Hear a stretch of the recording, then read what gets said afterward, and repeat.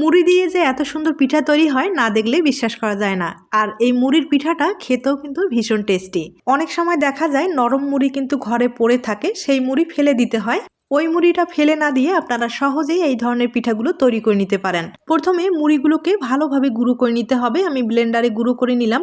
এরপরে পুরের জন্য কিন্তু আমি নারকেল আর গুড় দিয়ে একটা পুর তৈরি করে নিলাম। এরপরে মুড়ির ডোটা তৈরি করার জন্য কড়াইয়ে আমি পরিমাণ মতো দুধ ব্যবহার করলাম, ফ্লেভারের জন্য কয়েকটা মশলা আর মুড়ির গুঁড়ো দিয়ে খুব ভালোভাবে নেড়েচেড়ে একটা ডো তৈরি করে নিলাম। এবার ডিজাইনটা তৈরি করে দেখিয়ে দিচ্ছি। ডিজাইনটা তৈরি করার ক্ষেত্রে পাতলা করে বেলে নিতে হবে। যে নারকেলের পুরটা আমি তৈরি করলাম সেটা কিন্তু পুর হিসাবে ব্যবহার করলাম। এরপরে কিভাবে মুড়িয়ে নিলাম হয়তোবা দেখে বুঝতে পেরেছেন। এখন আমি একটা শন দিয়ে একটা ডিজাইন তৈরি করে নিচ্ছি। এই ডিজাইনটা কিন্তু একবারে সহজ একটা ডিজাইন, তাহলে কিন্তু পিঠাটা দেখতে ভালো লাগবে। আমি একইভাবে অনেকগুলো পিঠায় তৈরি করে নিলাম। এগুলো কিন্তু ভাপ দিয়ে দিতে হবে। 5-7 মিনিটের মতো ভাপ দিয়ে দিলাম। এরপরে আপনাদের ভেঙেও দেখিয়ে দিলাম।